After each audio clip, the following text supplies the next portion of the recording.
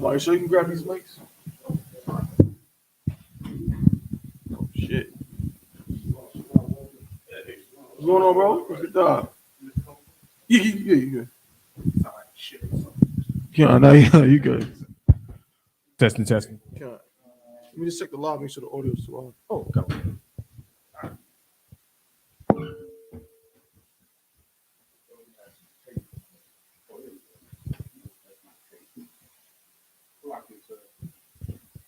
Nah, man. Test.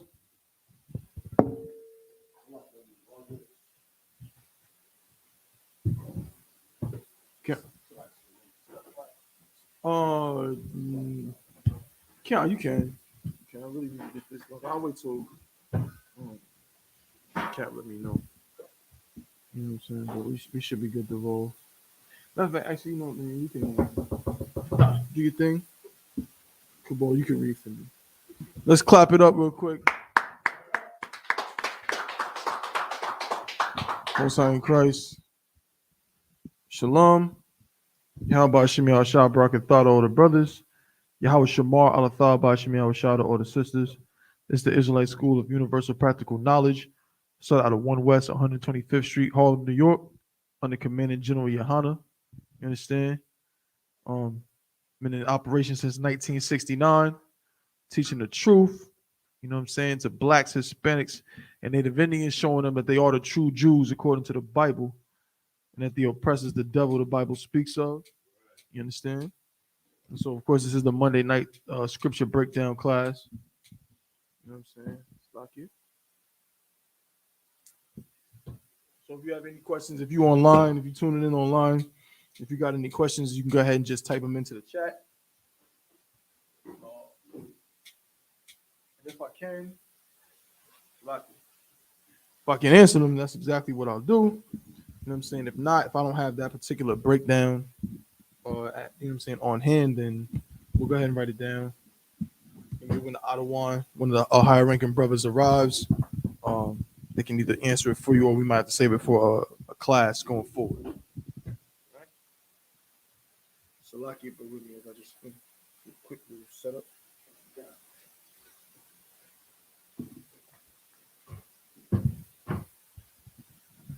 But if anybody in the room has any questions, you can go ahead and raise your hand and ask that. I said, if anybody in the room has any questions, you go ahead and raise your hand and ask that. Okay. That's all good. It's all good.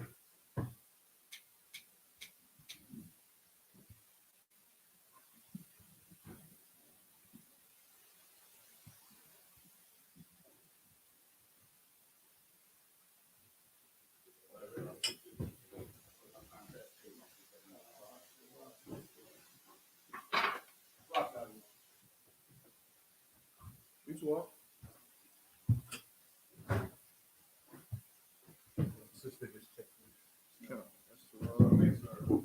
Please. Get that. I asked this question I mentioned this to Cat because I was curious about this. I think he kind of gave me a breakdown on it. It's Book of Hebrews 7 and 12. Okay. Let's go ahead and read it. Hebrews 7 and 12. Might short the water for smoking and you know what I'm saying? Water for that.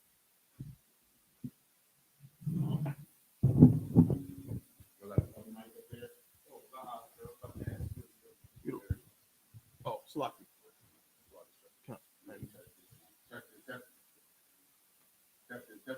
3. Come on. We'll go ahead, sir. Please. Come on. Let them know where you at. Come. This is the book of Hebrews, chapter 7, verse 12. For the priesthood being changed, there is made of necessity a change also of the law. Verse 13. That's it. Oh, John, so just clarify your question. You good? Okay, so the question is, like, I think Cap answered this for me, but I ain't clear on the memory. I believe that Cap gave me the breakdown for this, but I couldn't remember it, and I meant to ask. You know, I got you. you dig? So, the question is like it says, if the priesthood is changed, then there must be by necessity a change in the law. So I just wanted to get a general breakdown on that. Was the change in the law the actual fact that we went from the Levitical priesthood to the priesthood of Melchizedek? Was that the for one thing, and we're gonna let Cap, you know what I'm saying, break it all the way down. You know what I'm Uh-huh. saying? I don't have the full breakdown, but what you just said right there is already a change in the law.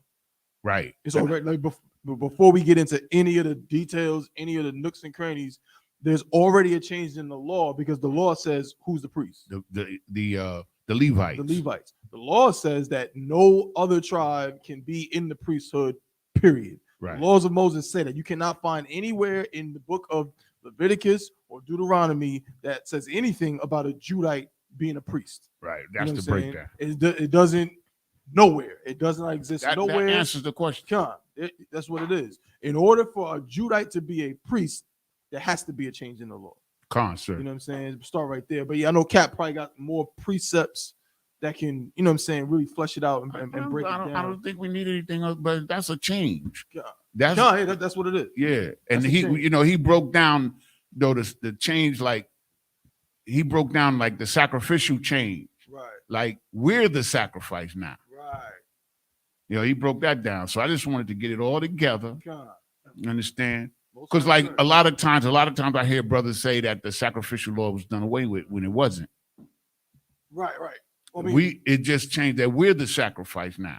well, okay, so with that, you got to be careful with how you word it. You know what I'm Calm. saying? 'Cause I know what you mean, right?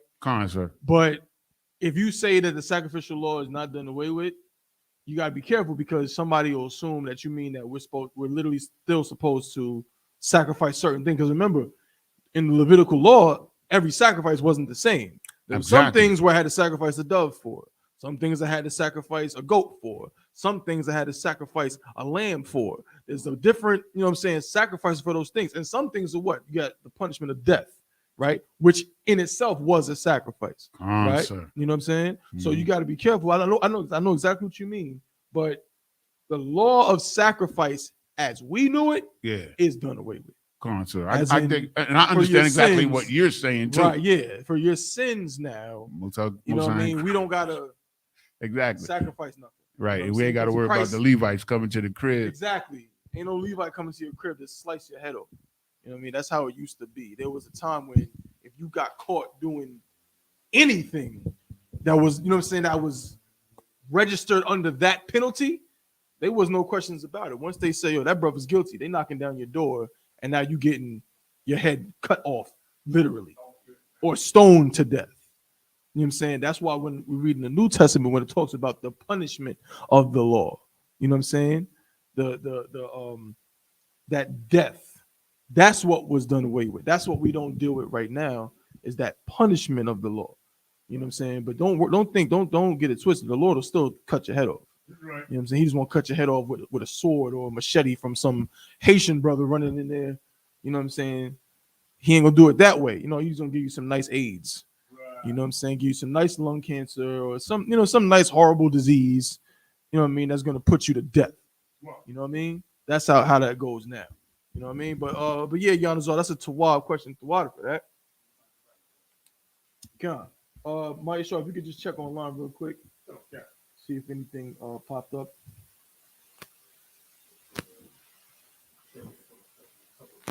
God. It should be. Y'all put both of them up there on the joint. God, and that should be too up. Okay. Most High in Christ. Any other questions in the room?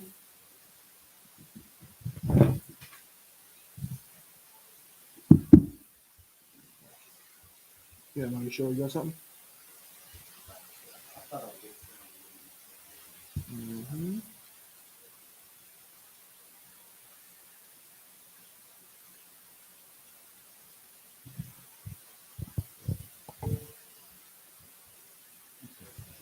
Like it says, and I think it's coming up, so I'm not sure if if we go over now or later. But where do I find the story of the sons and their mother who refused to eat the swine under the Greek captivity? You find that in Maccabees. Yeah. Yeah, let me find out exactly.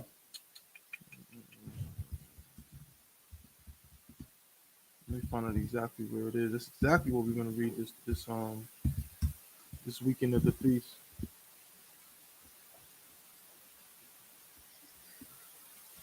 Mm-mm.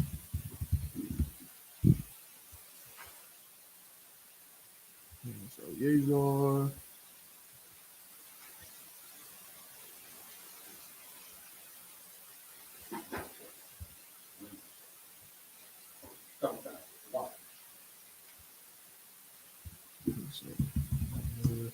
It was 7 sons, I believe.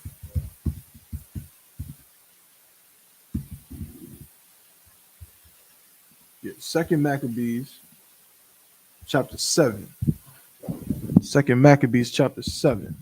Right. You know what I'm saying? Now we could get into that, but like the brother said, we're gonna be reading that this weekend. That's an excellent story. Who knows? Who can give me a little synopsis on that? Go ahead, Yanazar.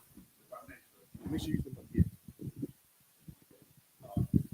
Of the Greeks have us in captivity in our own land, and so they're starting to force us into Greek culture and habits, also known as the heathen Come or on, give me a- Hellenistic. There we go. Hellenistic There's culture. a word you can look up that describes a person of non-Greek origin being almost being kind of, I won't say brainwashed, but coming to adopt Greek culture at that time, right? The brother just said it, Hellenization. They become Hellenized. Give me a word that we use now that's similar to that. Go ahead. Americanized. Americanized. It's the same thing. Greek, you know what I'm saying? Greek culture was known as, you know what I'm saying, the Hellenists, right? Because that was one of their people that they worshiped, they loved, they were called the Hellenists, right? So Hellenization is this process by which a non-Greek, you know what I'm saying, by original nation or original race now is adopting this culture, right? Which is why every person in this room on paper is what? An American. An American. Yet on paper, Brad Pitt is an American. And so is every other devil that you see on your TV screen that's from this place. We're all called American on paper, but yet we know we're not the same as them. So at this time, like what Yanazar is talking about, is you had black people who were becoming Hellenized. We were adopting and being integrated into Greek society. All right, go ahead, Yanazar. And so at this point, the ruler or the governor who was over Israel, he decided that he wanted to show his power. You understand? So he started forcing Israelites to eat pork. Right. Like they had to eat pork. And he would make a show of it. Like he would have a crowd. It's just like a lynching today. Right. In modern times. They would get you out there and you either eat the pork or you're slaughtered. Right. So it came to this family, to make a long story short, they came to this family, this woman, she had 7 sons. And each son took a turn being tortured and murdered because they would not yield. Right. And they did not eat the pork. Right. And they're one of the greatest examples of men that I ever seen in my life. Right. And I mean, like when you hear the whole story, I ain't gonna give up that too much because you come here on Sunday, you get the whole story. Yeah, we're gonna break it all the way down. That's literally what that feast is about. Exactly. And then even the mother, they did the same thing to the mother, and she stood even stronger than the sons. Yeah, the scriptures say she was marvelous above all. That's right. Right. So that's the story of bravery. And it's the story of just how strong-minded you got to be in here. You understand? To be in here, you got to have that kind of mentality. You know what I'm saying? It's like one of the mics facing the right? You got to have that kind of strength, that kind of spirit. You know what I mean? You got to have the spirit of the Most High. That's what that is. You know what I mean? It's that spirit that says, you know what? I'll die before I do anything that goes against what the Lord told me to do. Right. I mean, it don't get no more manly than that. You know what I'm saying? And you got a lot of brothers out here, man. So-called blacks, Hispanics, and Native Indians, man. And we still look at the devil and try to aspire to be like him. You know what I'm saying? We think that he got something that he got something we should, try to mimic, or some heathen. You know what I mean? Ain't no heathen got that kind of gumption, period. Not even close.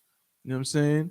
And a black woman that's trained by America, she don't have that kind of, you know what I'm saying? She can't teach her son those lessons. You know what I mean? Whoever read the Willie Lynch letter. You know what I'm saying? What does it say in that Willie Lynch letter? I'm paraphrasing, but it tells you that you know what I'm saying, you got to use the black woman because she's gonna be what? For good economics. Use the black woman to train her children to be what? Docile. If you beat the father within an inch of his life and humiliate him and tear him down in the sight of the woman, she'll train her children never to be strong, never to fight against anything, but always to keep your head down and be docile. You know what I'm saying? And be a good slave, right? But this woman that we're gonna read about on Sunday, she told her sons to do the opposite. She could have been like, no, I don't want to lose my babies. I don't want to lose y'all. So, just take a nibble. It's not even a big deal. Just take a little bite of the pork chop and we'll be fine. You know what I mean? I'll go first. I'll take a bite of the pork bacon or the pork chop or the ham hock.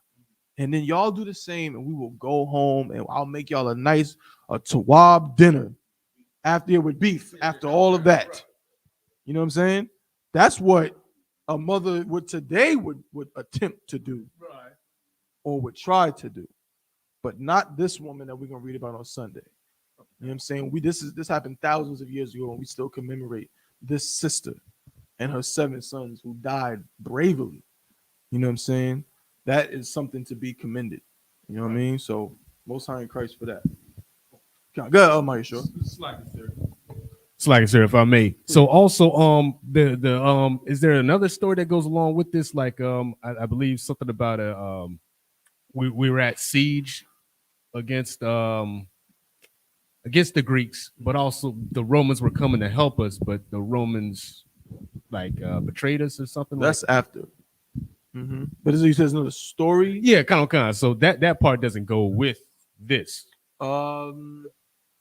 I don't want to say no, but I'm not too sure. I don't got the breakdown. Okay, kind of on that particular part you're talking about. But what I do know is that after we defeated the Greeks, you know what I'm saying? After we had defeated the Greeks, we made a stupid mistake that Israelites always make. You know what I'm saying? And we joined another oppressor. Right. You know what I'm saying? We tried to make an agreement with them. Of course, that ended terribly. You know what I'm saying? That's what happened with that one. Right. Yeah. Most High in Christ. The water. Oh, the water. No, Most High in Christ. I ain't the ball, bro. No sweat. I'm straight on the coffee right now, bro. The water, though. All right, so before I get into today's topic, man, anything anybody wants to bring out, you know what I'm saying? Anything y'all seen of lately that's, you know what I'm saying, pressing? Go ahead, Giannis, please. Baba Kkk. When I say pressing, it don't got to be, world, international news. Something you thought was poignant. Yeah, if I may. The thing that I sort of, when I woke up this morning, I turned on the news. The first thing I saw was the mass killing out there in Wisconsin. Right. And I remember last week, one of the generals had predicted, like, during this holiday season, there was going to be a lot of crazy stuff going on. Murders. And so that was the first thing that I thought of when I saw the report, is what the general had said. Mm-hmm. I think it was a general, either Captain Mashak had said it, like it's going to be all kind of crazy stuff going on during this holiday season. Well, that's common. Yeah. Yeah, that actually, saying the water, that's holidays are notoriously the time when more people die. That's a documented statistical fact. Children die on the night of Halloween and more than damn near any other night. You know what I'm saying? On the calendar, right? Obviously, there's a certain, it's statistics, it's mathematical. A lot of holidays are so-called holidays, they draw more traffic. There's more cars on the road. You know what I'm saying? Children are out by themselves later into the night, which of course is going to do what? I mean, who's going to have a field day? You want to call it it's a feast day for a what on Halloween night? A pedophile.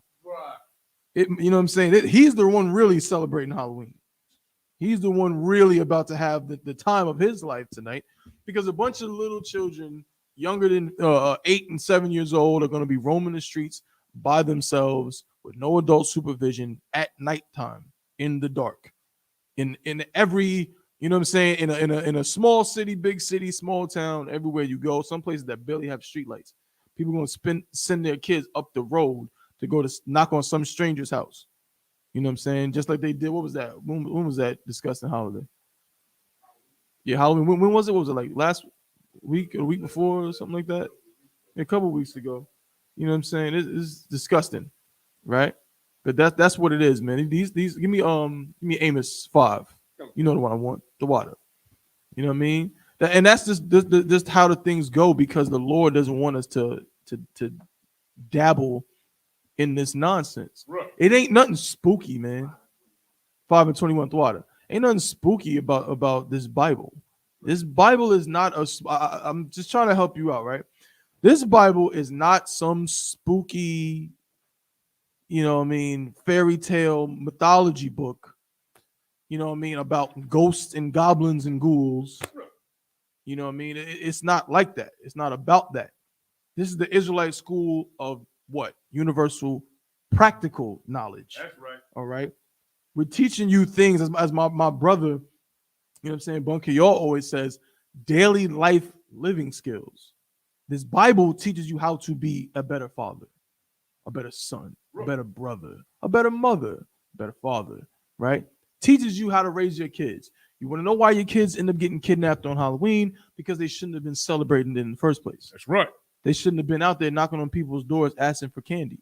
As we always say, you tell your kids not to talk to strangers, but on this night, don't even just not talk to them.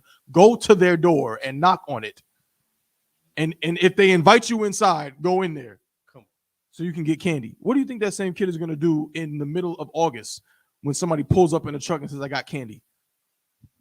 You train them that on that when candy's involved, do whatever you want. You know what I mean? Go ahead and read that, Maya Shaw. It's the book of Amos, chapter 5, verse 21.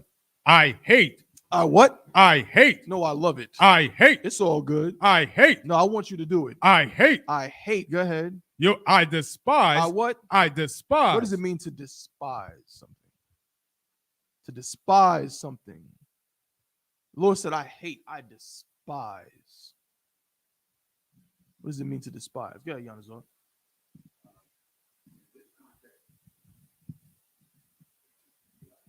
Context, I believe, is like disgusting, man. Something revolting. Yeah, that's exactly what it is. That's a great way to word it, right? The water. It's revolting. Right.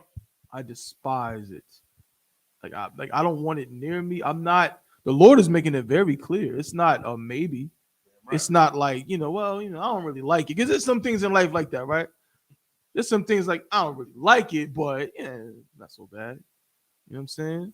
Like, oh, y'all getting food from this place? I don't love it, but I'll take this. You know what I mean? The Lord, it's not like that. The Lord is saying, I hate it. Right. I despise it. Go ahead. Come on. I despise your feast days. Your what? Your feast days. What's the key word there?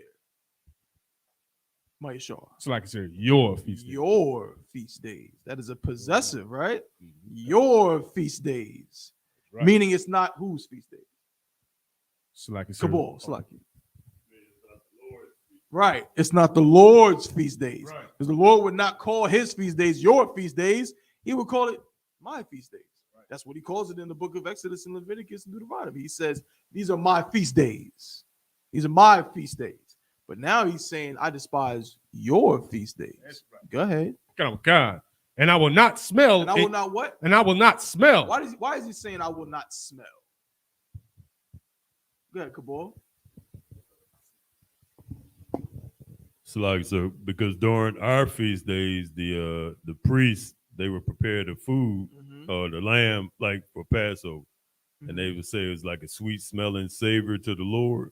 You right, but make it a little simpler. You're right, but simplify it a little bit. Well, Don't think priest and make it simple for now, right now. yes, sir. Because it's not a lawful feast day. The Lord not dealing with it. He not smelling. That is a simple answer. But why is it saying he will not smell? Yeah, are you sure? It's like if I made like the smell of the food that you cook on these feast days. That's what it is right there.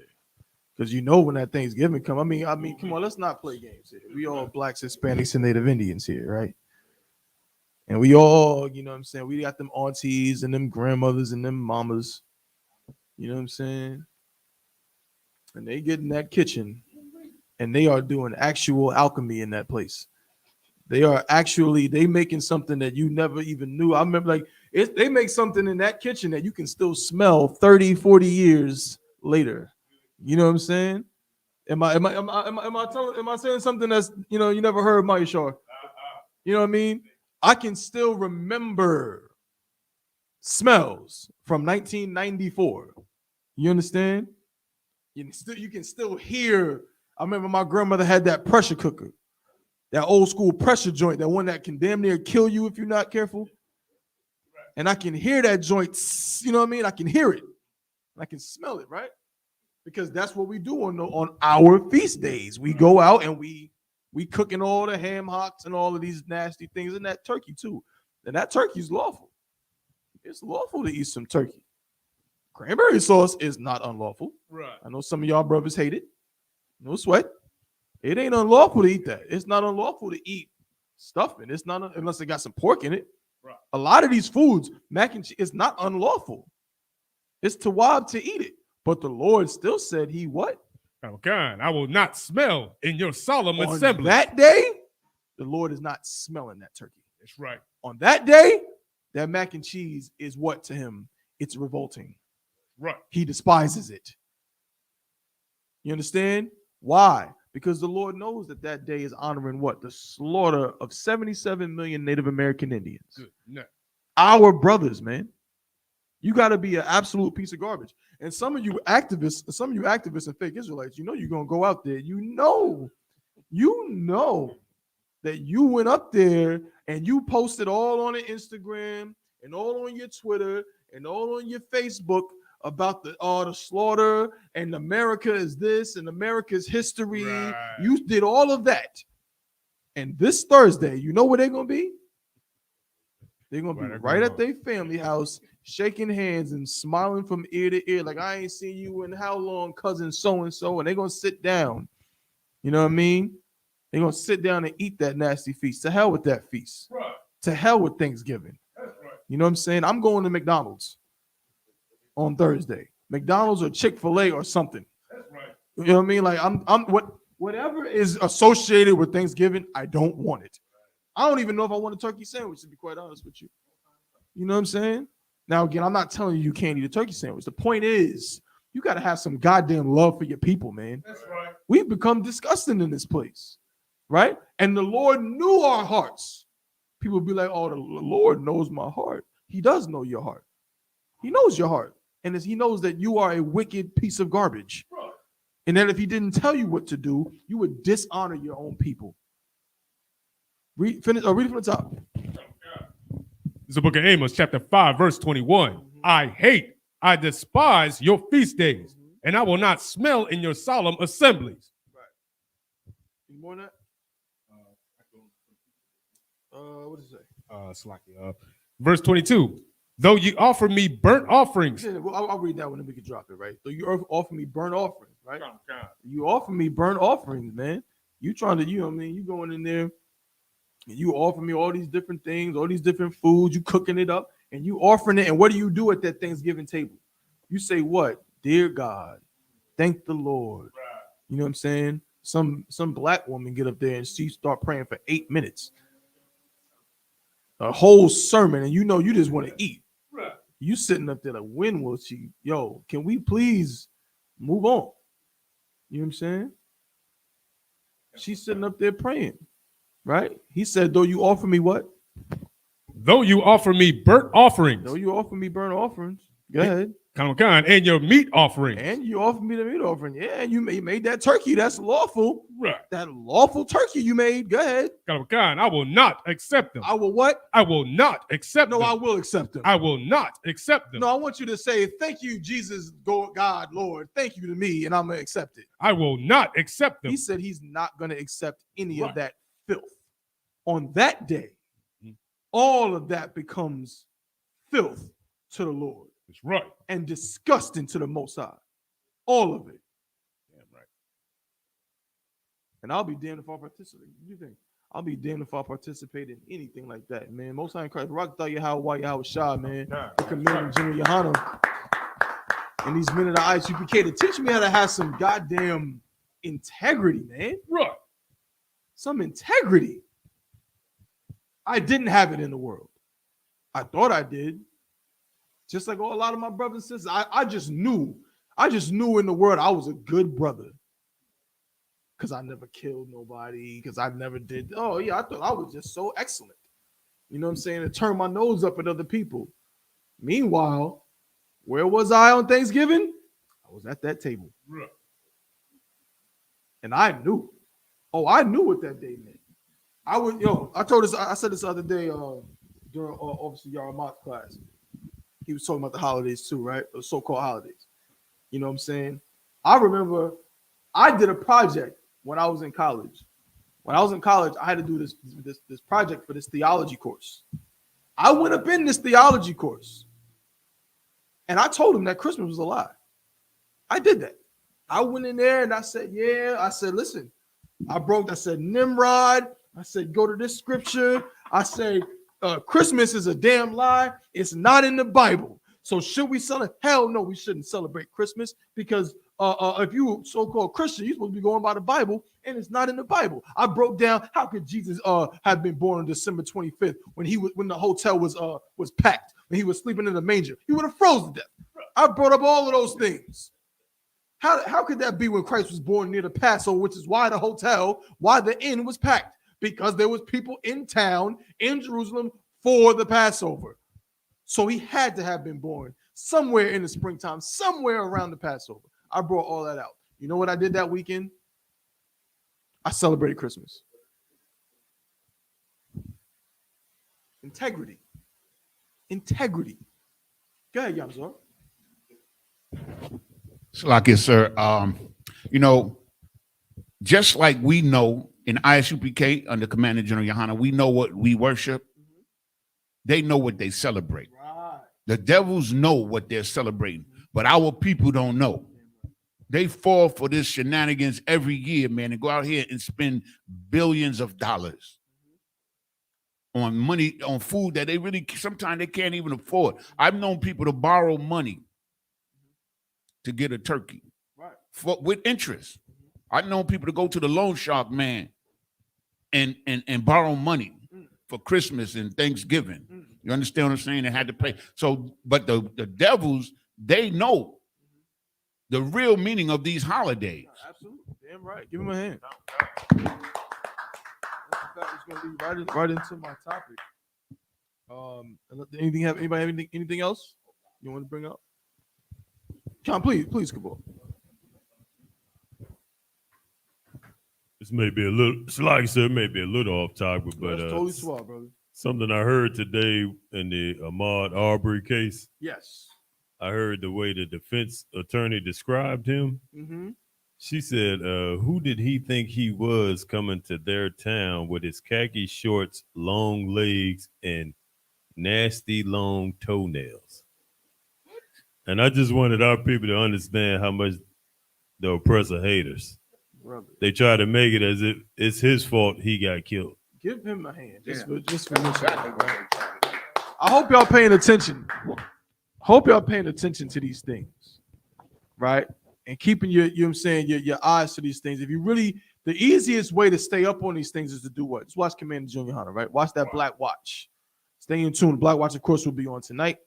Stay in tune with that Black Watch. If you want like a kind of, you know what I mean? If you don't have much time throughout the week, you just want to get a nice, all the big stories kind of condensed in one place and get them broken down. That Black Watch is, you know what I'm saying, an excellent place, the best place to do that. brother, that's crazy. I heard something about that. Toenails. Go ahead, Giannis. If I may, the brother had on sandals running.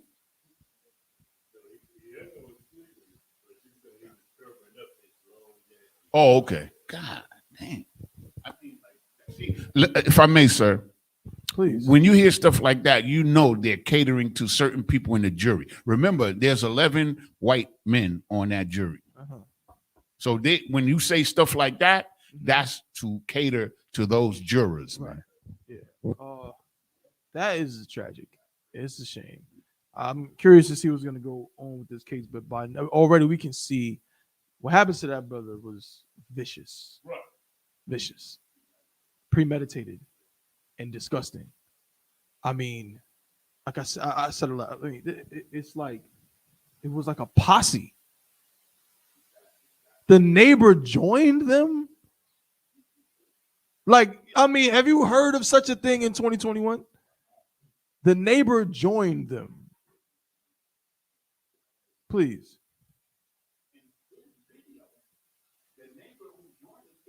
Video that they're using. Right. He's the one, and he took the whole thing. You got to understand the mindset. Yeah. He videotaped it like it was a sporting event, man.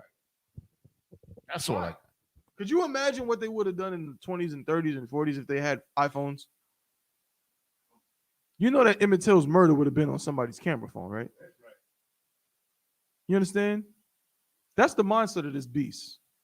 He's a proud, wicked piece of garbage. Right. You understand? So no, that doesn't surprise me at all that they would try to paint him a certain way. It's like a young man. No. You gotta. No, I thought I had a hole in it. Okay.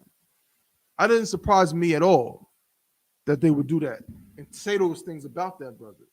You know what I'm saying? The devil's a piece of garbage, but no sweat. All right. Right.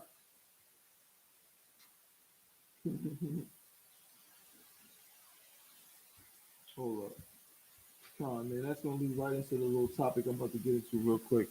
I'm gonna just pull up the story. I might get into this. Come on, that was it, Cabal? Oh, yes, sir. Come on. If you have something else to say, go, please. In addition to that, sir, the father who was involved, the attorney on the family attorney, Lee Merrick, he said the father invited the Black Panthers out there because he wanted to try to provoke them to cause some type of violence so it could possibly cause a mistrial. So the father wanted the Black Panthers to the come. father wanted the Black Panthers to attend to be outside the courtroom to show like as if they're intimidating the jury so he can cause a potential mistrial by saying, see, look these triggers. So they he's want trying to pull start. some funny stuff. Yes, sir. I mean, But yet our people thinking about Thanksgiving.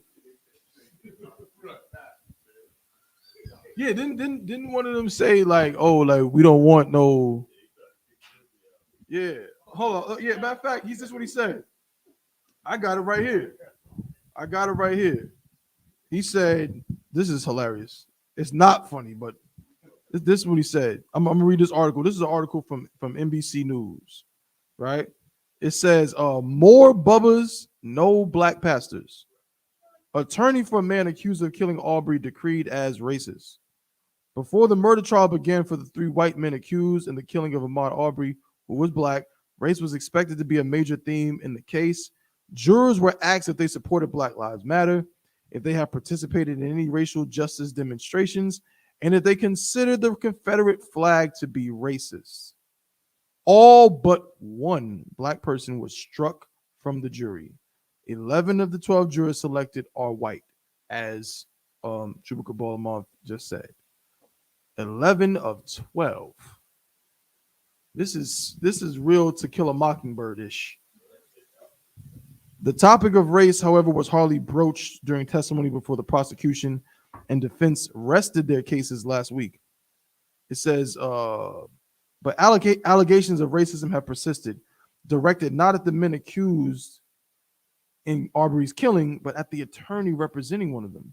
Kevin Goff, an attorney for William Roddy Bryan, has been condemned for trying to have, quote unquote, high profile African Americans thrown out of the courtroom, derided for his complaints that the jury didn't contain enough Bubba's or Joe six packs, end quote, and admonished by the judge for equating black faith leaders with Klansmen. Well, goddamn. Now, I mean, brother, like, it's almost like I can't believe what I can't believe it. Right. You trying to tell? Come on, please, because tell me something. Because in America, I mean, this is the land of the free and the home of the brave, right? We supposed to be getting justice in this place. Go ahead, Cabal. Salagi, sir, and they call us the Black KKK. I mean, give him a hand. We the black. I mean, I ain't gonna say no names and make nobody famous, but y'all know who. If you've been who been to camp in Charlotte, there's a certain person out there who loves to berate us at the camp spot that we've been at for, you know what I'm saying, probably 6 years by now, right? And he always, one of the things he says is, you know, amongst the Jesus saves, he says, we have a hate group in our city. This is the Black KKK. Now, somebody read my mind. Now, you want to call us the Black KKK? I honestly don't give a damn. Right. But here's the thing. It's a very lazy, false, uneducated, unacademic comparison. It's terrible and stupid. And it just shows you how ridiculous people are and to what ends they will go to make their, to try to prove their point that is stupid. That wouldn't make sense unless you have to lie. Why are we not the Black KKK? Why are we not the Black KKK? And why are these people on trial more closely associated with that than we should ever be? And ever, they're not considered in a hate group, but we're a hate group. How is that? Somebody tell me why we're not that. Maya Shaw. So, like I said, if I could, because we're not violent, we do not incite violence. Give him a hand. The Isupk under Commander Junior Hanna has never killed anybody. Right. We've never told anybody to kill anybody. We've never suggested that anybody should kill anybody. In fact, every brother in here is told to be what? An upstanding citizen. Right. Now, we know we're not really citizens, but we're told to what? Keep the law. Follow the law. Stop at a red light. Don't do this. Don't do things. Don't open carry in places where it's illegal to open carry. If you are a felon, do not do this. That's all we've ever done. You understand? But yet we stand up there as my Ottawa overseer Howard says. We stand up there in the middle of your downtown or your favorite city with a microphone and a Bible. Right. And what are we? Suddenly we become the Black KKK. You know why we were the Black KKK, right? You know why they say that? Why do we say that? Why do they say we're the Black KKK? Somebody give me the real reason why they say it. Read my mind as one phrase. Go ahead, Yanazor. Because they're afraid of the truth. And because they get, by making us the Black KKK, they can silence us. Or cause us to be hated among the people. Right. You're right. But give me, what are we saying that's so it's like you, Maya Shaw. Come on, sir. Because the white man is the devil the Bible speaks of. When you say that, you might as well, that's worse than having 1,000 Uzis. That's worse than having more M16s and AR-15s and AKs, Dracos, all of that. You get in front of those people and say, you are the devil the Bible speaks of, and God hates you. And because God hates you, I love what God loves, and I hate what God hates. I'm not a mathematician, but you see where I'm going with this, Mr. Devil? You say that, and now you are the Black KKK. Well, you know what? Barak Atah Yahweh Shah. Barak Atah Yahweh Shah for Commander General Yohana and the brothers that taught me not to give a damn about what devils think about anything. I could care less. We could care less. Say what you want. We're going to say the truth according to this Bible. You understand? Let's get a scripture real fast. You know what I'm saying? We're going to continue to talk about this. This is crazy. And if anybody has anything they want to bring out, you know what I'm saying? Please do. Give me Deuteronomy 28:68 real quick. You know what I'm saying? This shouldn't shock anybody. You know what I mean? It might be strange to see. Might be strange to see, but nonetheless, it is reality.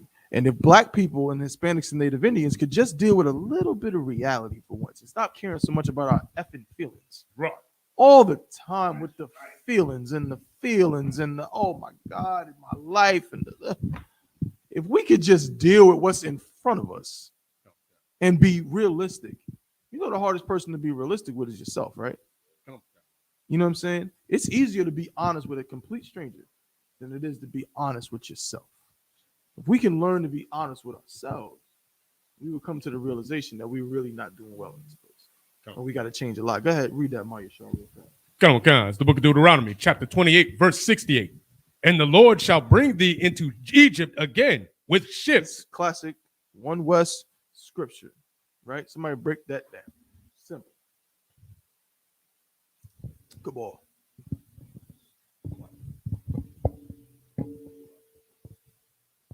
Slugs is basically saying the Lord gonna bring us in slavery again. Right.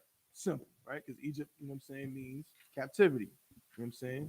Bondage, right? So the Lord's gonna bring us into bondage again. Go ahead. Come on. With ships. With ships, right? That's how it's gonna happen. That's how it's gonna happen. This is a precept for what? The transatlantic slave trade. Right. That's how we were brought into captivity. We didn't come into captivity on a plane. We didn't come into captivity on anything but a cargo slave ship. That's right. If anybody is claiming that this scripture is about them, right? But they magically just skip that part where it says on ships, right, then how in the hell could they be the real Jew? They never been on a cargo slave ship. That's right. You understand? Never. Their ancestors were not on cargo slave ships. Right. You understand? And yes, our Hispanic and Native Indian brothers were also on cargo slave ships. Look up the history. Look up how Squanto, when he came back to the Americas, keyword back to the Americas, he could speak English. He didn't learn English in America. He learned it where? In England. Because he was taken into slavery in England. And he escaped slavery and hitched a ride back to the Americas, came back and found his whole tribe wiped out. And so he started translating for people, you know what I'm saying, as a way to, survive.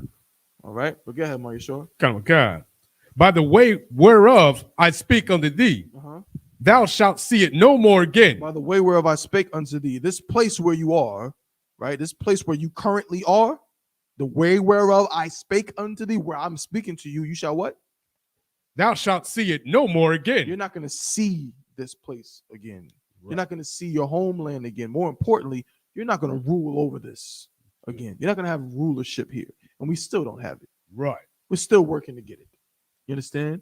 Read on. Come on. And there ye shall be sold. There shall be what? There you shall be sold unto your enemies. That's the key right there. We bring it out every time. Unto your what? Unto your enemies. Unto your enemies. That's right. You shall be sold unto your enemies. The same devils that are right now on trial for killing Ahmaud Arbery. How do I say this plainly? The oppressor in America is not your friend, black man. That's right. He's not your friend. He's not your confidant. He is nothing. There's only one thing to you. Don't ever forget this. He's your enemy. Period. The oppressor is your enemy. Every day, every night of every week, forever. It will never change. It's not no amount of we shall overcome, no amount of marching, no amount of academic study, no amount of economic anything is going to change the fact that he is your enemy. Right. You understand? And we got to accept that. Finish it out, Mario Shaw. Oh my God. And there you shall be sold unto your enemies for bondmen and bondwomen, and no man shall buy you. What does that mean, no man shall buy you? What does it mean that no man shall buy you? Yeah, Cabal. I know you know that. It's like nobody shall redeem you. Give him a hand. That's perfect. Your Christian pastor can't break down that scripture. He doesn't know what it means. He has no idea. No man shall buy you, as the brother just said, as Cabal Amount just said. It means no man shall redeem you. No man shall save you. So who the hell is that over there in Israel right now claiming to be the real Jew? Right. We were supposed to go into slavery, and no man was going to what? Going to redeem us. Going to save us from it. So, hold on, Salah.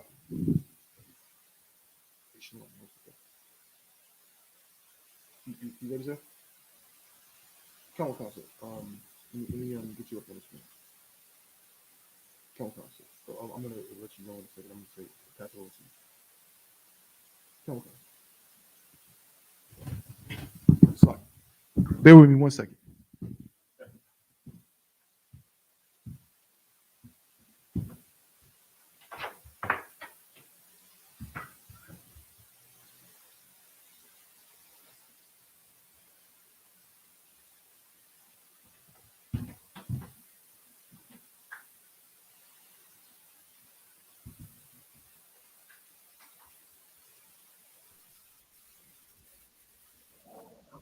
Shalom Akim.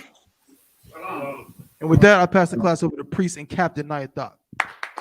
Shalom. Yahabashim and Shabakathum. How you all doing? Yahashima Tabashima Shai to the sisters. All right. Con, sir. Okay, so let's get it. Where we at right now?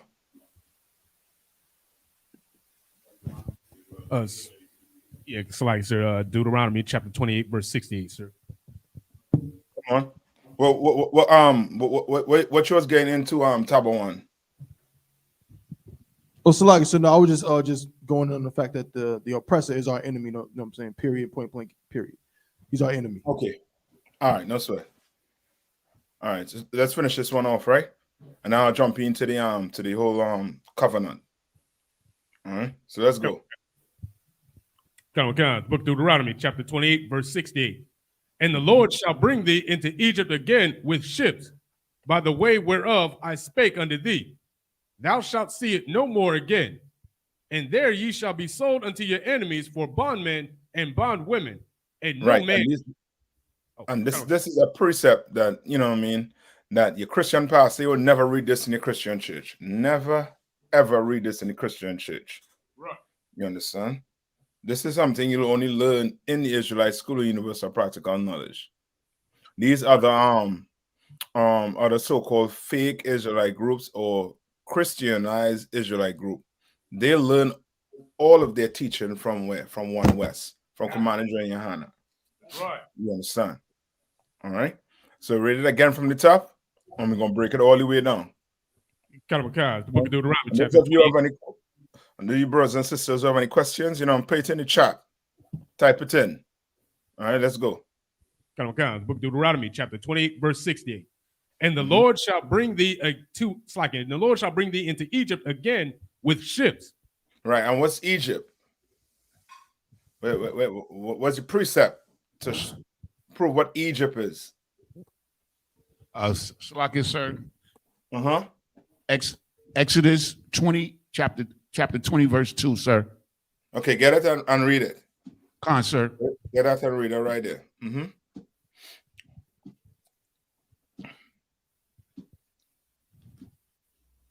This is the book of Exodus, chapter 20, verse 2. Mhm. I am the Lord thy God, which have brought thee out of the land of Egypt, out of the house of bondage. Very good. So Egypt is synonymous for what? For the word what? Bondage. Come on, All right. It comes from the word what? Egyptos, which simply means what? House of bondage. All right. And that's why America today, they have on their dollar, the pyramid with the all seeing eye. You understand? That's why you have Abraham Lincoln sitting in a chair like Ramesses, or the Iblis that you see in Washington. All right. All those things are symbolic for what? For Egypt. All right. So read on. Come on. Read on, Maisha. Oh, come on, sir. Book Deuteronomy chapter 28, verse 68. By the way whereof I spake unto thee, thou shalt see it no more again. And Thou there shalt ye see what no more again? Your land. come on. Right? You wasn't going to see a land. That land, Israel, which is encompassed by the 4 rivers, right? That you read about in Genesis. All right, that's the land of Israel, and he said that we wasn't going to see it no more again.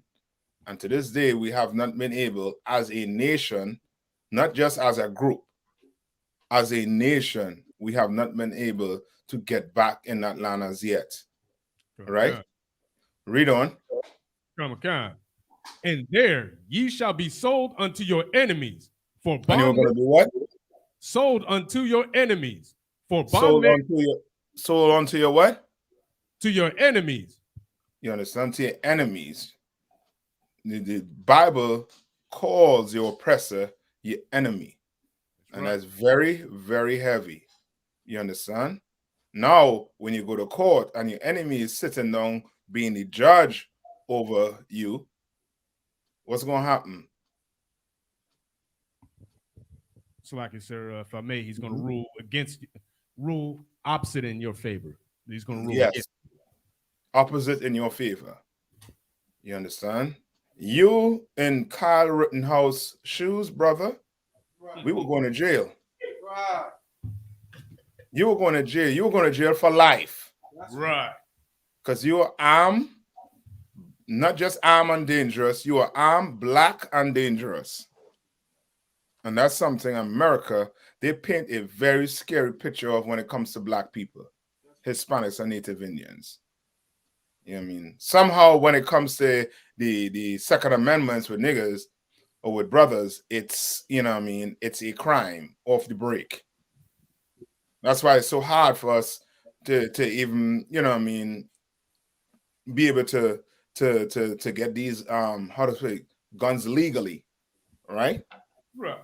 Not saying you should go get a gun illegal, but it's very hard for a brother to, you know what I mean, get a gun compared to our oppressor. Right. You understand? Right? Read on. Okay. For bondmen and bondwomen. For bondman and bondwoman.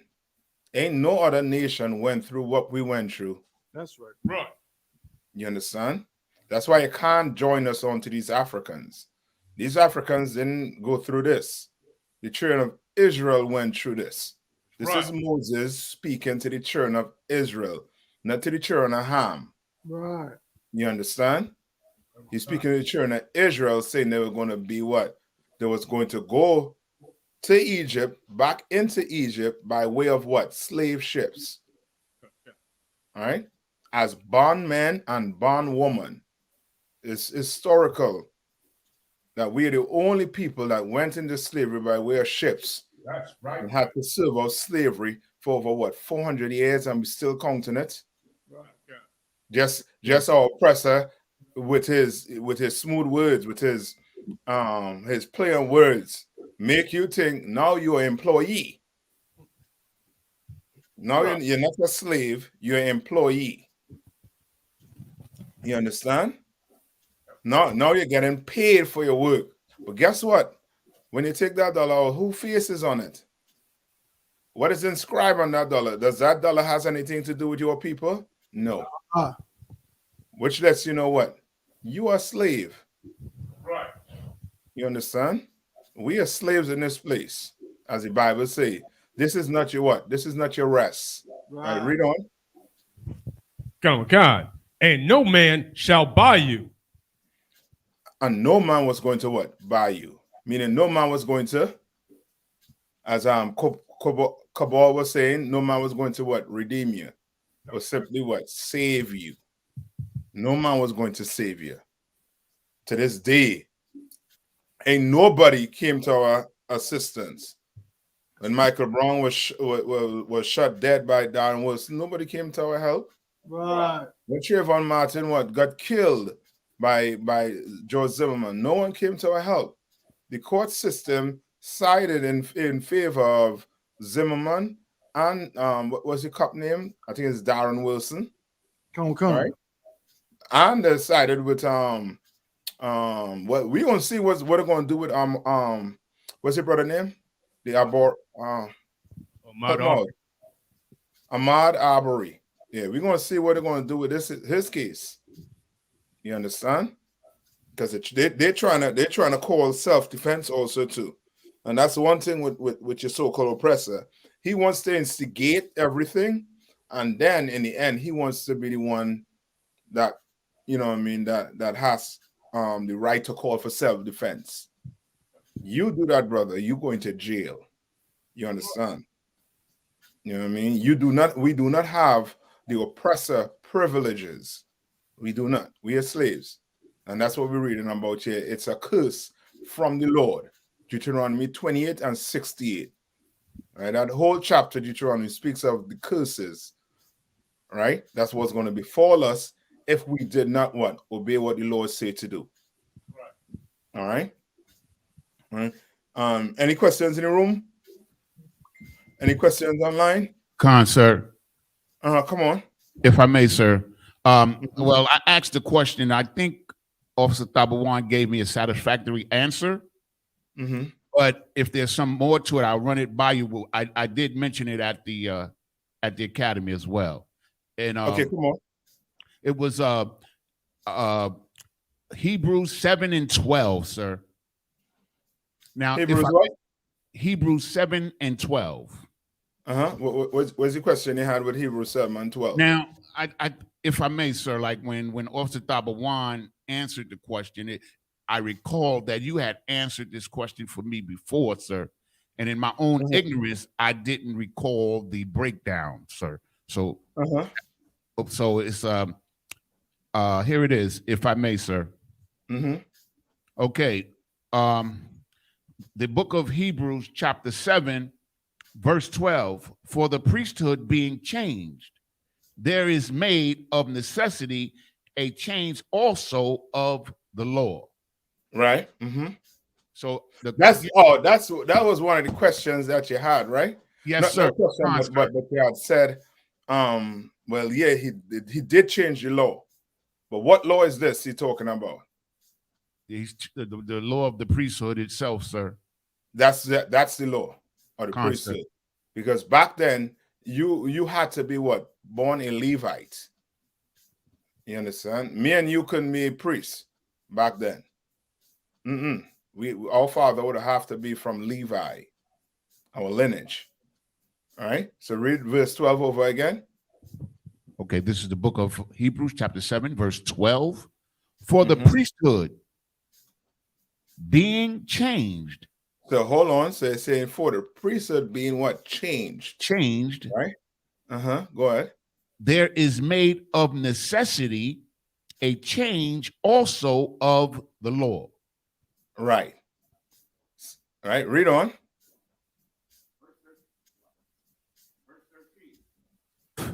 For he of whom these things are spoken pertaineth to another tribe. Of which that's it's going into what? Into the fact that what? You had to be a Levite before.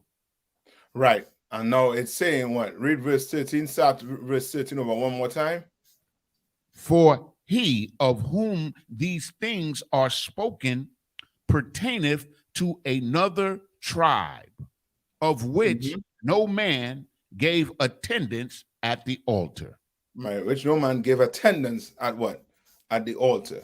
And now let's read on and see what it's talking about. Verse 14. For it is evident that our Lord sprang out of Judah. Right, because you couldn't be a Judite and be what? A priest. A priest. You couldn't.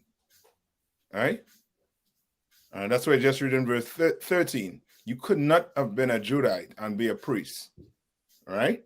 But now Paul is bringing what? Evidence to show you that what? That Christ You is no under, longer. Go ahead. that now we're under the priesthood of Melchizedek. Yes, that's the point he's trying to drive home. Sir. That's the point he's trying to drive home. That's why he said, read verse 14 again. For it is evident that our Lord sprang out of Judah, of which tribe Moses spake nothing concerning priesthood. All right, so he's telling you that Christ sprang out of what? Judah. And what precept could you use to show that Christ, you know what I mean? I don't want to give it to you. Read verse 15 first, and then we'll get the precept. 15. And it is yet far more evidence, for that after the similitude of Melchizedek, there arise another priest. You understand? So he bringing it, you know what I mean, bringing more concrete evidence than the Levites. Now, ain't you just, you know what I mean, you can't be born into it. There ain't nothing like that again. You understand? Because Melchizedek was what? How was he born? He had no parentage, sir. Man, he had no beginning, no end. Right? So now you can't say what? But he ain't a priest because he ain't what? He ain't come from a Levite, right? He had no beginning, no parents, no beginning, no end. Right? But he was considered a what? A priest of the Lord. Right? Read on. Verse 16. Who is made not after the law of a carnal commandment. What's the law? What's that law? That's the law that you have to be born a Levite. That's the carnal commandment. Very good. That's it. That's it. Because now you me and you couldn't be priests. Now that's why with those pastors like T.D. Jakes and Creflo Dollar and them, they had their sons. Their sons would have been able to what? Carry on instead of them. You understand? And that's how it was when days with Levi. You understand? From Levi, his sons, they were the ones in charge of the priesthood. You understand? And that was what? That's the carnal commandment. Right? Read on. But after the power of endless life. Right? After the power of endless life. Meaning what? The power from the Most High.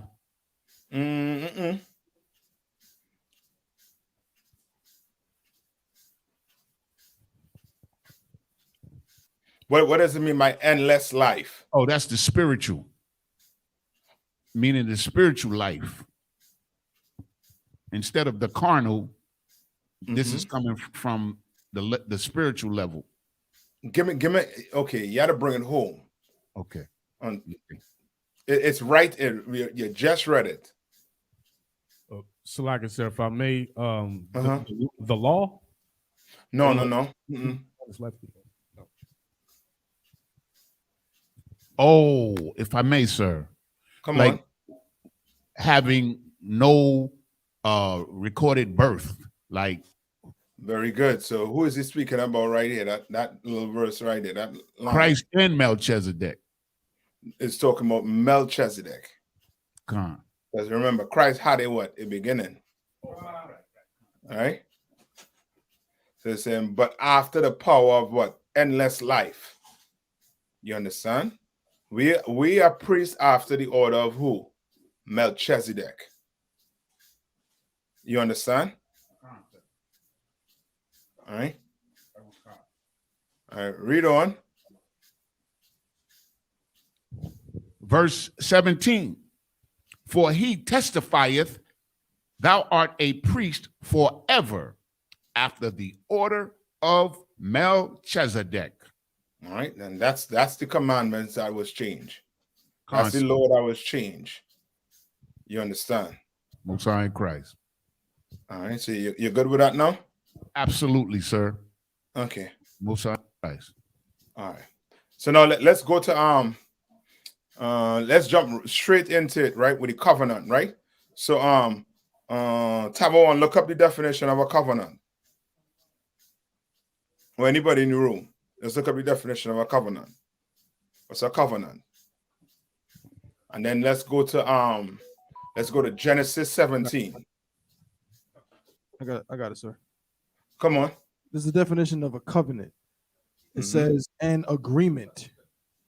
So a covenant is what? An agreement between what? Between what? Two parties, right? Or more. Right? It's like No. Go ahead. No, just to clarify, a formal agreement. It's like a formal written agreement between two or more people, businesses, countries, etc. Okay. Good. So now it's a formal agreement. Now we're going to read the agreement of this covenant that the Lord made with a specific people. All right. Go to Genesis 17. We can start at verse 1, and we'll skip around. All right. It's the book of Genesis, chapter 17, verse 1. And when Abram was 90 years old and 9, the Lord appeared to Abram and said unto him, I am the almighty power. Walk before me and be thou perfect. Verse 2. And I will make my covenant between me and thee, and will multiply thee exceedingly. All right, so the Lord speaking to who? To Abraham, right? And letting him know what? He gonna make a covenant between Abraham and himself, right? Gonna multiply his what? Him exceedingly. Meaning people gonna come from Abraham. Yeah, I mean a ton of people gonna come from him. Exceedingly. All right? Read. Verse 3. And Abram fell on his face, and the Most High talked with him, saying, verse 4, As for me, behold, my covenant is with thee, and thou shalt be a father of many nations. All right? A father of what? Many nations. All right? So he making a what? A formal what? Agreement with Abraham right now. Right? And Abraham at this time was what? He was, you would say what? Oh, was he in the truth? Go ahead. What was the question again, sir? Abraham. Was Abraham in the truth right now? Sir, not yet, sir. Not as yet. But you're going to read, let's read further down, and you're going to see how the Lord does it, right? Skip to verse 5. Sir. Verse 5. Neither shall thy name anymore be called Abram, but thy name shall be Abraham. For a father of many nations I have made thee. So Abraham was what? Now he in. You understand? Now the Lord told him, you know what? You ain't going to be called this man no more. You'll be called Abraham, father of many nations. Right? Read on. Verse 6. And I will make thee exceeding fruitful, and I will make nations of thee, and kings shall come out of thee. Right? Skip to verse 7. Book of Genesis, chapter 16, verse 7. And I will establish my covenant between me and thee and thy seed after thee in their generations for an everlasting covenant, to be a power. Go ahead. To be a what? To be a power unto thee. To be a power unto thee. Right? So skip down to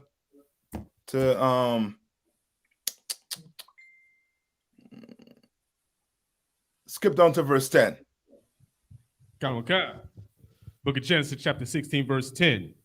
This is my covenant, which ye shall keep between me and you and thy seed after thee. Mhm. Every man child among you shall be circumcised. Right? Every man child among you shall be what? Circumcised. Right? Now, fast forward to today. Okay. What let me see how to word it for you. I don't want to give you the answer. When it comes to circumcision, right? Right? Are we still to do it? Slack, sir. Come on. Con, sir. Come on. We're still to do it. So in other words, if we don't get circumcised on the 8th day, we can't be in the truth. La'ah, sir. No, when I say la'ah, I don't mean la'ah, we can't be in the truth. I mean la'ah to what you're saying. We don't have to have gotten it done on the 8th day. But circumcision is still our custom. Okay. It is our custom, correct. Right? Now, okay. If you fast forward to the New Testament, right? What was the situation with circumcision? So, like, if I may, sir, It's the same question I kind of like asking you right now. Come on. I believe the you know what I'm saying, the Pharisees and Sadducees were saying like, if you're not circumcised and you can't, the Lord not dealing with you, period. Like you just done off. You done. Period. Right. Correct. And okay. Now when it came to Peter and the disciples, how did they look at the circumcision?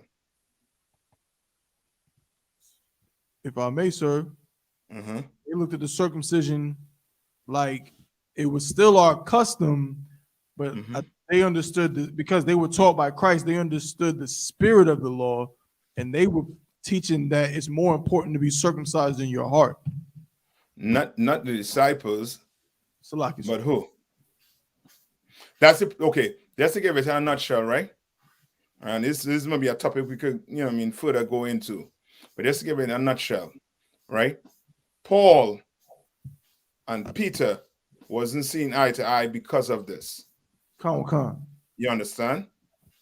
That's why Paul, you read it in the New Testament, where Peter did not want to be seen eating with brothers who were not from Jerusalem.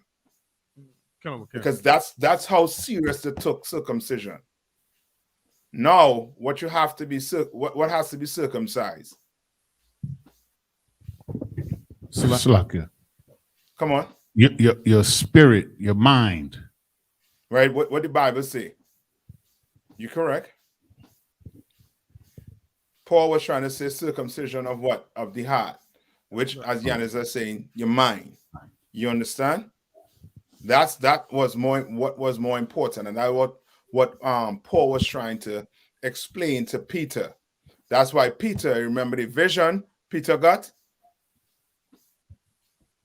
Where Christians like to use, it's in Acts 10, where Christians like to use to say that what? That you can eat anything. You remember that? Yes, sir. Right? So get hold where you at, get that for me. Go to Acts 10 and give me where it says where it speaks about unclean.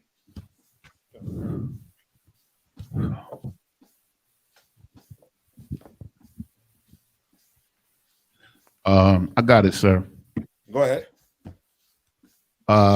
It's the book of Acts. I guess we could start at verse 7. Go ahead. The book of Acts, chapter 10, verse 7. And when the angel spake unto Cornelius, which spake unto Cornelius was departed, he called 2 of his household servants and a devout soldier of them that waited on him continually. Verse 8. Go ahead. And when he had cleared all these things unto them, he sent them to Joppa. On No, the morrow. That's not what we're looking for. I went straight to the point. Okay, that would, I guess we started verse 10. Yeah, come straight to the point where it speaks about unclean thing. Okay.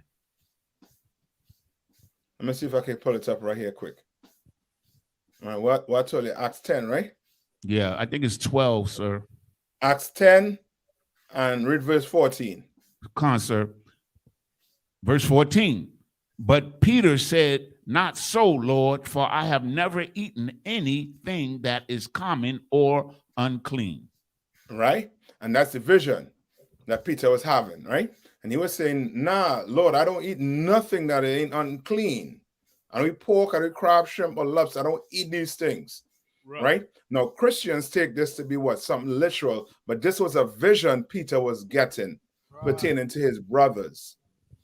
You understand? Skip to verse 28. Come on, sir. Verse 28. And he said unto them, ye know how that it is an unlawful thing for a man that is a Jew to keep company or come unto one of another nation, but the Most High hath showeth me that I should not call any man common or unclean. Right. And when he say any of another nation, what is he talking about? Is he talking about your oppressor? Come on. Sir. Sir, he's talking about people within your own nation. That's not following the law. Like the Gentiles within our nation that's not following the law. Right. And one thing was they took the law of circumcision very seriously. Hey, brother, if you wasn't circumcised, Peter and them was not speaking to you. You couldn't sit down and eat with them, man. That's how serious it was. And Paul had to explain it to him, had to bring it all the way down. Yo, now you have to be what? You have that circumcision of your heart. You understand? Come. All right. And as go ahead. So just a quick question. So, like, where I understand that the scriptures tell us that we got to be, circumcised on the 8th day, but where were they getting that you couldn't even sit with somebody who wasn't circumcised? Like, where in the law would they get that from? Hold on, I'll tell you. 1 minute. Come on, sir.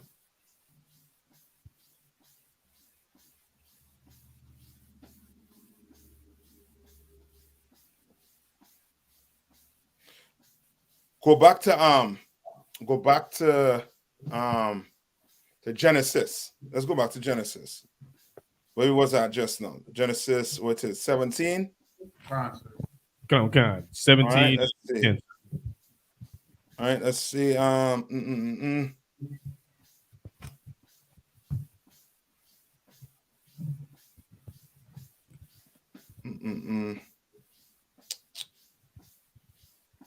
Hold on. Come. I get it. It's where he told you if you wasn't circumcised on the 8th day, you was not going to be considered Israelite no more. All right. Let's see if I could find it quick for you.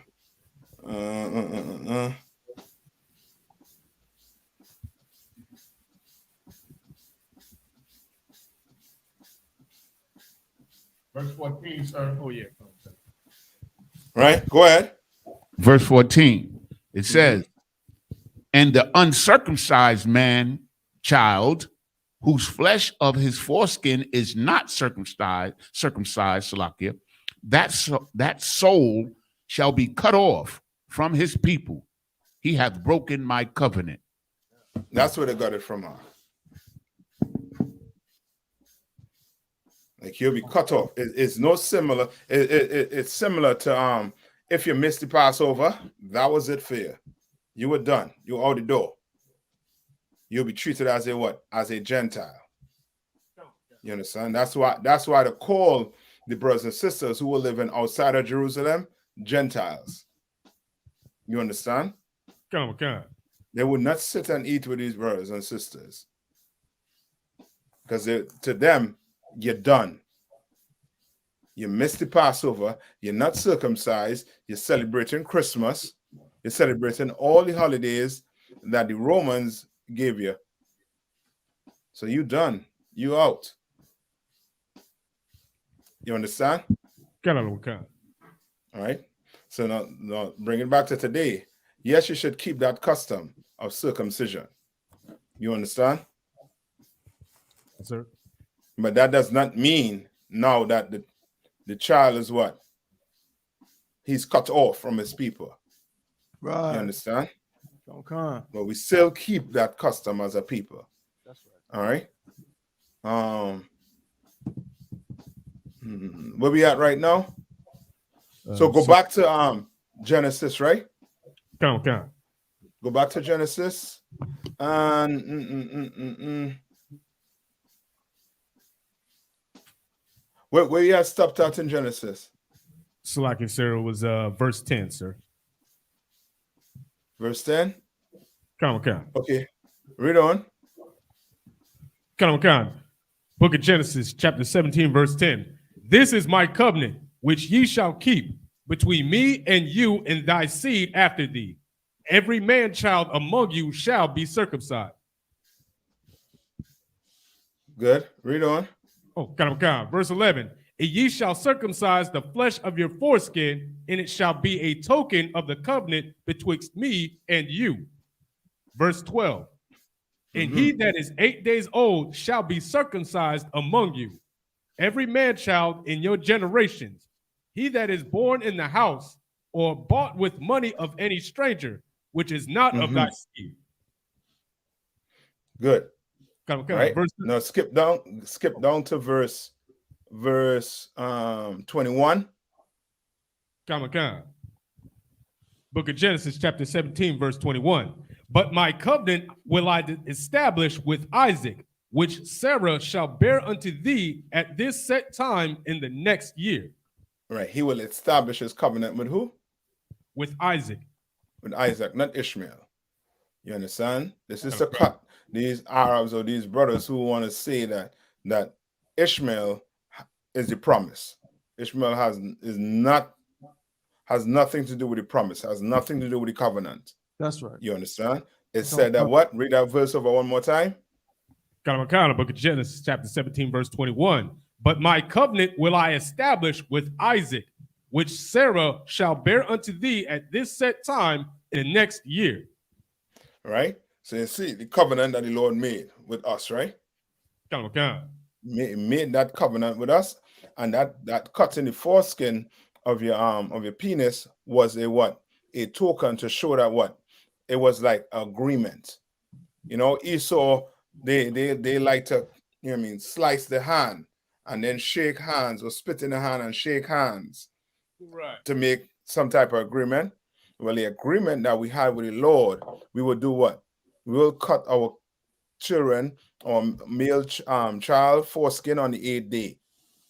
You understand? To show the Lord that, you know what I mean, we make this covenant with you and we hold into that covenant. Come. Right? Good? Right. Read on. Verse 22. And he left off taking with him, and God went up from Abraham. Verse 23. And Abraham took Ishmael his son, and all that were born in his house, and all that were bought with his money, every male among the men of Abraham's house, and circumcised the flesh of their foreskin. Right, even though, so Ishmael and them still got what? Circumcised. But the Lord did not establish his covenant with Ishmael. Right. It was with Isaac. That's why you have to, the lineage goes with who? Who's the patriarchs? Abraham, It's Isaac, what? and Jacob. Yes, Abraham, Isaac, and Jacob. You understand? For you to be considered an Israelite, for you to be considered one of God's chosen children, These three, you had to go all the way back to. You understand? So if you go all the way back to Esau, then what? You ain't one of us. To go all the way back to Ham, you ain't one of us. Right. You understand? You have to go come from what? Abraham, Isaac, and who? Jacob. Who name later was changed to who?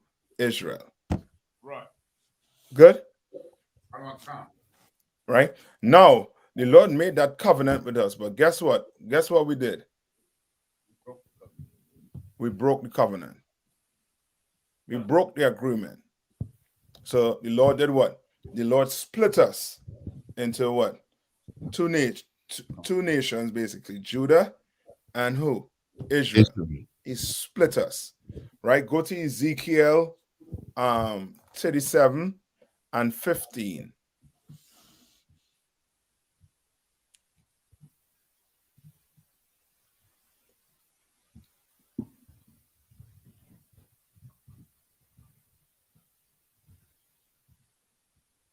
I got it, sir. Go ahead. This is the book of Ezekiel, chapter 37, verse 15. The word of the Lord came again unto me, saying, verse 16, moreover, thou son of man, take one stick and write upon it for Judah and for the children of Israel, his companions. Right now, and this is what you have to understand, right? Once you can get this in the back of your head, right, it's learning is going to be simplified. You understand? Get this in the back of your head. The Bible has what? One flow, right? It's like a river, one flow, right? What's that one flow the Bible has in it? So, like I said, if I made the lineage of who? So, like I said, from Adam, well, no, so like from Abraham to us today. Yeah, but okay. Give me it in a nutshell. That one flow is what? This Bible is about who? Oh, so like I said, Israelites, sir. Yes, that's the one flow. You understand? It's about Israelites. It's about us doing what? It's about us falling and about us what? Rising. You understand? Ain't nobody else could come into it. So when you read about a stranger being what? Being saved by the Lord, you know that stranger is who? An Israelite. An Israelite. It has nothing to do with another nation. You understand? You're with me, right? That's that one flow. Right?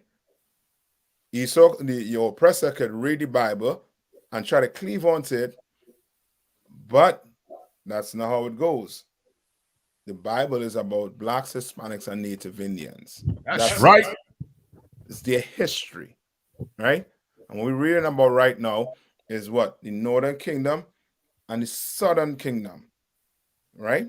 Northern is who? Israel. Southern, Judah. All right, so read on. This is the book of Ezekiel, chapter 37, verse 16. And for the children of Israel, his companions, then take another stick and write upon it for Joseph the stick of Ephraim, and for all the house of Israel, his companions. All right, so just think you have what? One stick with what? Judah, another stick with who? Joseph, Ephraim. All right, write upon it. Read on. Verse 17, and join them one to another into one stick. And join them one to another in what? One stick. All right, read on. And they shall become one in thine hand. And they shall become what? One in thine hand. One in thine hand. We broke the covenant, so the Lord did what? Split us. Now he's saying what? We're going to be one again. And that's what Christ came to do. Right? Read on. Verse 18. And when the children of thy people shall speak unto thee, saying, wilt thou not show us that thou meanest by these? Right? You're going to show us what you mean by joining these two sticks together? Read on. Verse 19. Say unto them, thus saith the Lord, the Most High, behold, I will take the stick of Joseph, which is in the hand of Ephraim. Right? In the hand of Ephraim, meaning what? He's the one, what? He's the head tribe. Right? Read on. And the tribe of Israel, his fellows. All right? His fellows, meaning what? The other The tribe. rest, Yeah. they follow who? Ephraim. Ephraim. Right? Read on. And will put them with him, even with the stick of Judah, and make them one stick, and they shall be one in mine hand. All right. And now for this to happen, what had to happen? That's where the new covenant come into play now. You understand? With the adoption had to come into. All right. And this is all the way what with Ezekiel, and Ezekiel what prophesying this to the people, because by then, what had happened by then? We in captivity.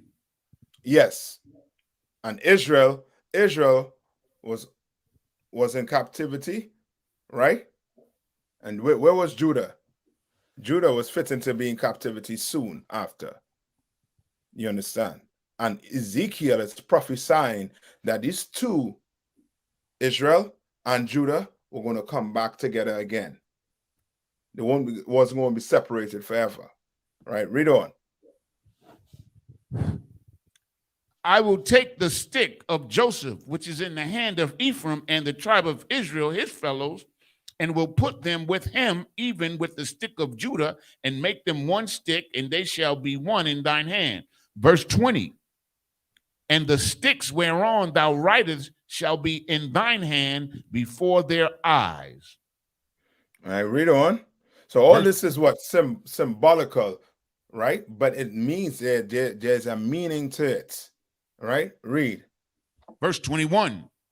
And say unto them, thus saith the Lord the Most High, behold, I will take the children of Israel from among the heathen, whither they be gone, and will gather them on every side, and bring them, Go ahead. And bring them into their own land. Bring them into their own land, right? So this is Ezekiel prophesying that we all going to be what? Joined back together again, right? And Christ came into the New Testament to do what? To ensure that take place. You understand? That's what Christ came into the New Testament to do, right? That's why you can't say, well, we in the New Testament, we had to forget about the Old Testament. No, you can't do that. The old and the new go what? Hand in hand. It's a bridge. You leave the old out, then you won't get the full story. So in other words, you won't understand everything that's been taking place in the New Testament anyhow. They go hand in hand, right? Now, carry me to Hebrews 8 and 6.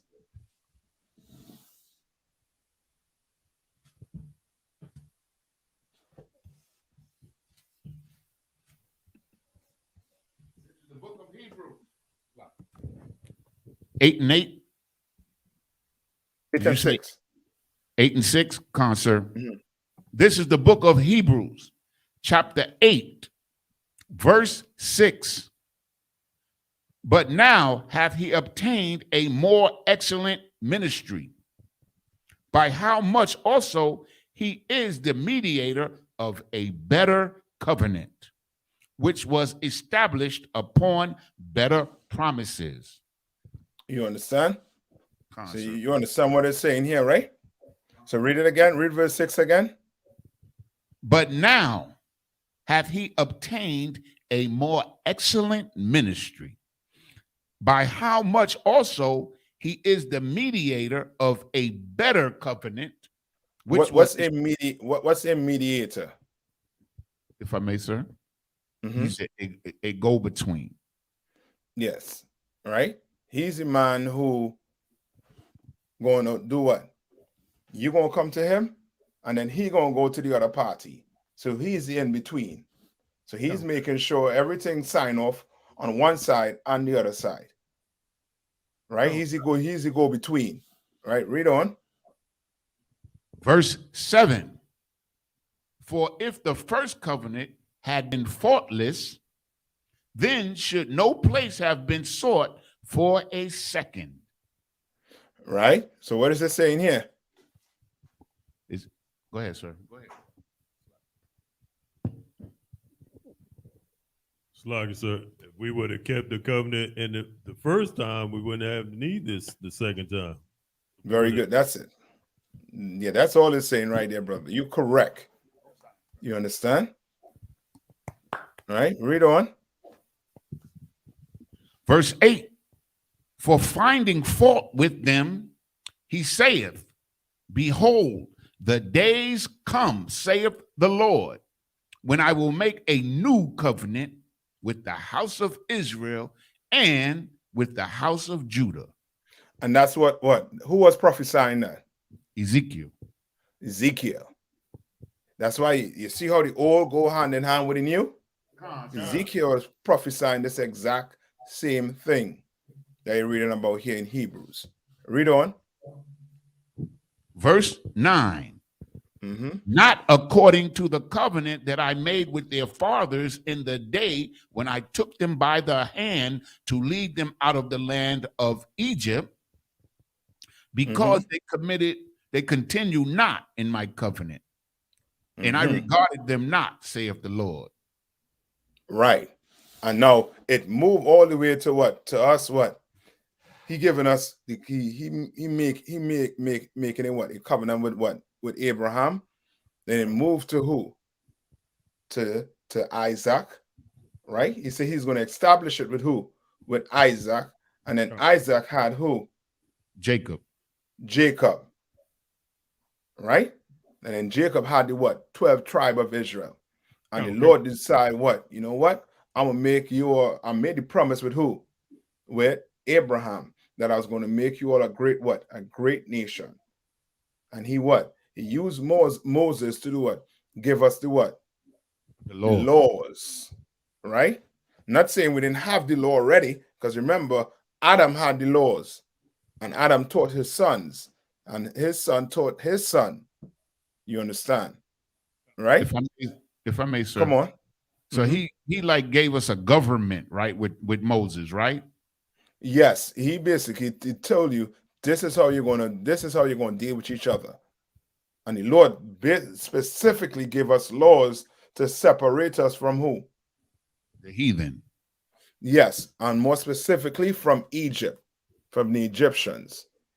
You understand? All right, read on. Verse 10. For this is the covenant that I will make with the house of Israel after those days. I will put my laws into their mind and write them in their hearts, and I will be to them a God, and they shall be to me a people. Right? And he prophesying that what? That we're going to know what? The laws. We're going to know it. It ain't going to be like, well, I didn't know we were supposed to eat pork. Nah, brother. One day you're going to wake up and you're going to know that what? You're going to have to eat, that you cannot eat pork. You cannot have interracial marriage. He says he's going to put it where? In your inward parts, in your mind. You understand? Right. And we do that. It starts when? That is going on what? Right now. You understand? Right now in the Israelite school, that is going on. It's where? It's in your inward parts. You are raising your kids up where they'll never what? They never celebrate Christmas. They never eat pork. They don't know what they will know. They will learn about Thanksgiving, but they will never celebrate Thanksgiving. That's right. You understand? Like we're doing it under Command and Junior Hannah. we're bringing that nation, we're bringing this back on the earth. Right? Read on. Verse 11, and they shall not teach every man his neighbor and every man his brother, saying, know the Lord, for all shall be known, shall know me. Right? When Christ returned, brother, and wreak havoc on this place, bet your bottom dollar. And you smell pork, you are going to vomit. You understand? You see an oppressor woman, right? You're gonna turn your head. Right. Or you're gonna look at it as livestock, as cattle, something you could put to work in the field. Right. You understand? You will not be looking at that as some companion that you could have some relationship with. You're not going to do it. You understand? Right? Yeah. Read on. And every man and his brother, saying, know the Lord, for all shall know me, from the least to the greatest. From the least to the greatest. Who's the least in the kingdom of heaven? Pastor Pork Chop. Yes. Right. Your pastors who've been teaching you, you know what I mean, laws that are, they're going to know it on that day, brother. Right. Oh, Creflo Dollar and TD Jakes, they're going to know the law on that day. Read on. Verse 12, for I will be merciful to their unrighteousness, and their sins and their iniquities will I remember no more. Meaning the Lord going to do what? He going to wipe your slate what? Clean as a people. As a people, he going to wipe it what? Clean. Once Christ return, wipe clean, you get to what? Start over. You understand? Right? Read on. Verse 13. In that he saith, a new covenant he hath made the first old. Now that which decayeth and waxes old is ready to vanish away. Right. And that old covenant has to deal with what? Where's the old covenant? So like it, sir, the Old Testament, sir. Very good. The new covenant is what? That new what? The New Testament. The New Testament. You understand? And Christ came and showed us how to do what? How to live. Right? Christ came and showed us how to live, brother. You understand? And he gave us that new covenant. All right. Now, how many of you remember the story of the prodigal son? Come on, sir. Right. Does this make mention of the prodigal son in the Bible? Come on, sir. You sure? Well, there's a story pertaining to a situation where there was a son who was called the prodigal son, who went out of his father's house and wasted all of his wealth, and he was partying and sleeping with whores, and then he was broke, and then he remembered that his father had a good house, and he returned to his father. Okay, so do this, right? Tab one, look up prodigal son and see what it says about it, and then we're gonna read it. Right? Maya Shag, go to Luke 15 and 11. Come on. It says parable of the prodigal son. The parable of the prodigal son, also known as the parable of the two brothers, lost son, loving father, or the forgiving father, is one of the parables of Jesus in the Bible, appearing in Luke chapter 15, verse 11 to 32. Jesus shares the parable with his disciples, the Pharisees, and others. And do they tell you what it means? Let's see. Do they give you? Do they say what it means? So now remember what I asked right before. Does it make mention anywhere about what? A prodigal son? I don't. If I may, sir. don't believe in the scriptures it uses the word prodigal. This is just Very good.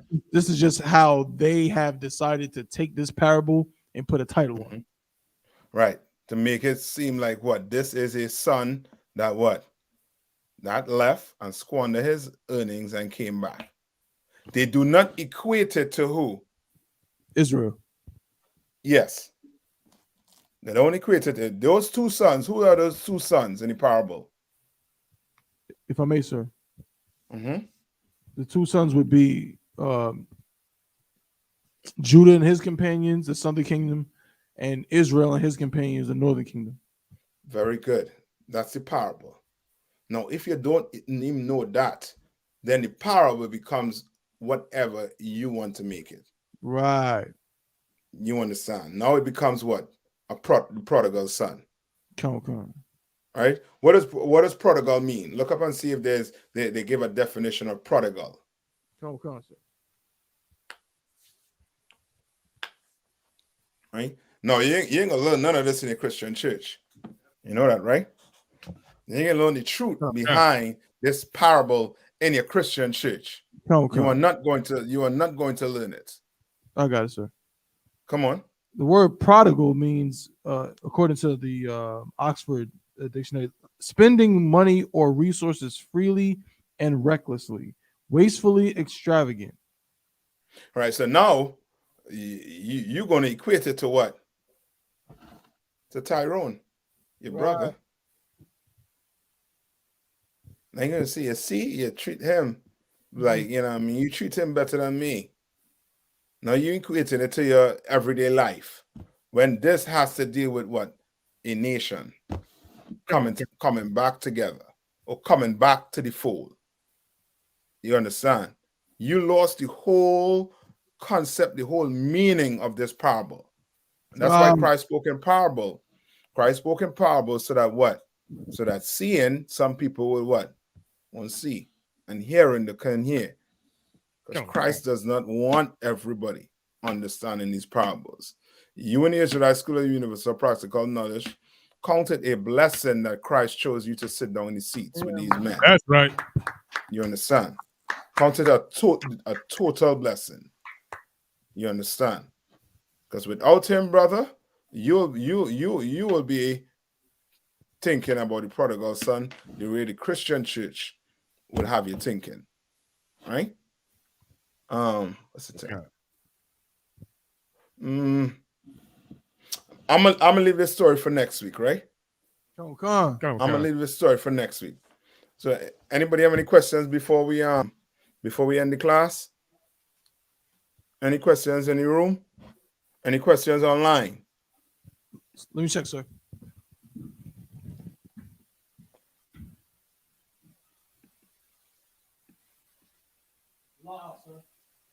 Okay. All right. With that, right? Tabo One, you all have one more thing to do there, right? Damn right, sir. All right. So what's his name? Yan is gonna come up on the podium with you, right? Come, but you gonna read it and we gonna repeat after you, sir? No. You're gonna do it right there in the room. You're gonna do it right there. Come, sir. So before you all leave out, what's his name? Cabal, step forward, brother. Damn right. Yes, brother. Brother done came through. You know what I mean? Changed his life, whatever he was called in the world. Put on all black. You understand? Put on all black. Came to camp, did his time, and did his test. And now he's an officer of 50. Damn right. Now this oil is going to be poured on your head, brother. You understand? Take this very serious. You understand? This is an oath you're going to make to the Lord right now, brother. Take this very serious. You understand? And Tabo One, you could pour the oil on his head right now. Cabal again, 2 seconds to run out the door. 1, 2. Pour the oil on his head. That's it there. I got you.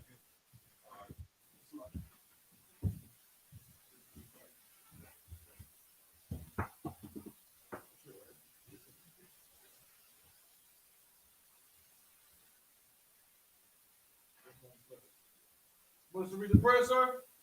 Yeah, you can shut me out now, and you'll go ahead and read the prayers for him, right? And he's just going to repeat his name 3 times. Okay, so if we salute you real quick first, sir. Yeah, We're going to give one courtesy salute to the teacher. Men of Israel, Almighty Shabbat, Almighty Barak, Yahweh Shem Yahshua God. Yahweh Shem Yahshua Brakatham. And good work, football. Thank you, sir. Thank you, sir.